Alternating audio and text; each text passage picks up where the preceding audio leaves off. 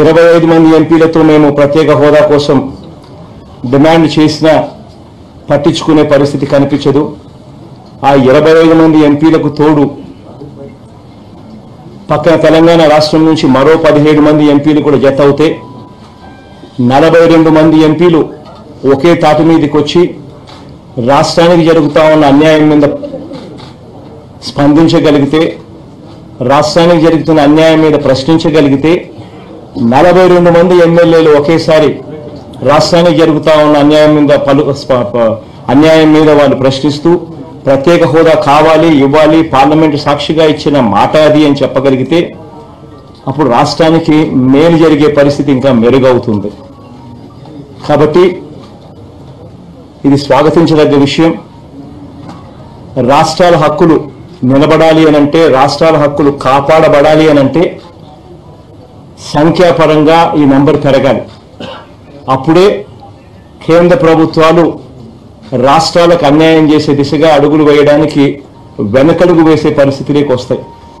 ఈ దిశగా అడుగులు వేస్తూ కేసీఆర్ గారు ప్రతిపాదించిన ఒక జాతీయ ప్లాట్ఫామ్ వేరిన్ రాష్ట్ర ప్రభుత్వాలన్నీ కూడా ముందుకొచ్చి ఒకటై ఎంపీల పరంగా సబ్స్టాన్షియల్ నంబరు ఏకం చేసి రాష్ట్రాలకు జరుగుతున్న అన్యాయాలను హైలైట్ చేయగలిగే పరిస్థితి, రాష్ట్రాలకు జరుగుతున్న అన్యాయాలను జరగకుండా సాధించగలిగే పరిస్థితిని క్రియేట్ చేయడానికి ఏదైతే కేసీఆర్ గారు ముందుకొచ్చి ఒక ప్లాట్ఫామ్ క్రియేట్ చేసే కార్యక్రమం ఏదైతే చేస్తా ఉన్నారో అది హర్షించదగ్గ విషయం.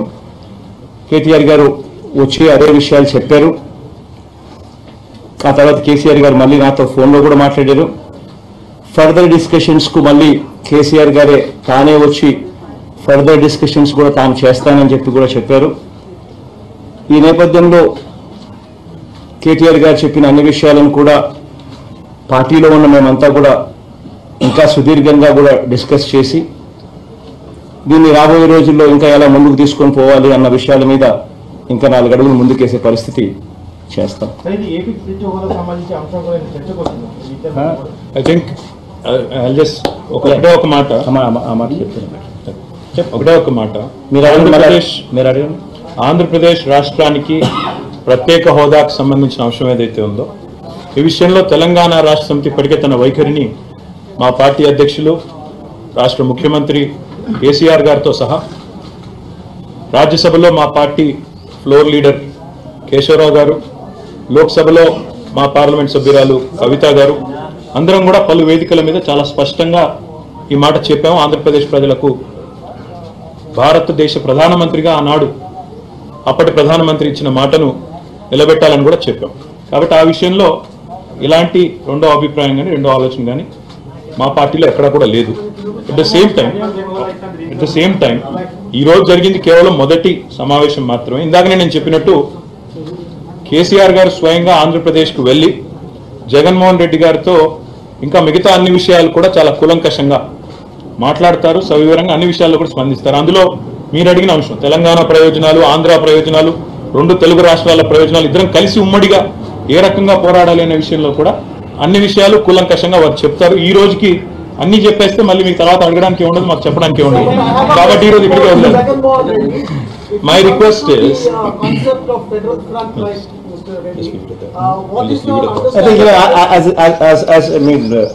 జరిగే కొద్దీ ఇప్పుడు వాళ్ళు చెప్పిన ప్రిలిమినరీ డిస్కషన్స్ ఇవి ఇంకా పార్టీలో ఫర్దర్గా కూడా డిస్కషన్స్ జరుగుతాయి. కేసీఆర్ గారు కూడా వచ్చిన తర్వాత ఇంకా ఫర్దర్గా డిస్కషన్స్ కూడా జరుగుతాయి. కేసీఆర్ గారు కూడా వచ్చి మాట్లాడిన తర్వాత సో ఇవన్నీ as things shape out we will definitely share more and more things with you. But ఇక్కడ ఒకటి ఏంటంటే క్లియర్ కట్గా ఒకటి కమ్యూనికేట్ చేయాల్సిన అంశం ఏంటంటే ఈ సంఖ్యాబలం పెరగాలి. రాష్ట్రాలకు అన్యాయం జరుగుతూ ఉన్న పరిస్థితుల నుంచి రాష్ట్రాలకు మేలు జరిగే పరిస్థితి రావాలి అని అంటే రాష్ట్రాల తరపున మాట్లాడగలిగిన సంఖ్యాబలం పెరగాలి.